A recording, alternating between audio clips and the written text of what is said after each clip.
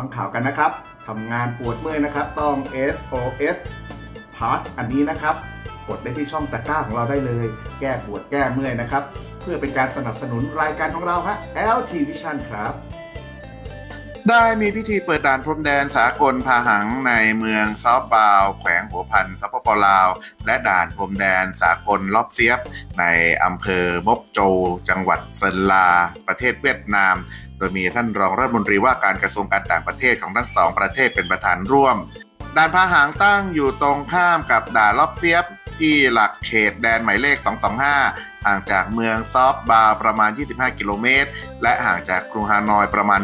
210กิโลเมตรการเปิดด่านพรมแดนนี้มีวัตถุประสงค์เพื่อเสริมสร้างมิตรภาพระหว่าง2ประเทศและเสริมสร้างการค้าการลงทุนและการท่องเที่ยวในแขวงหัวพันและ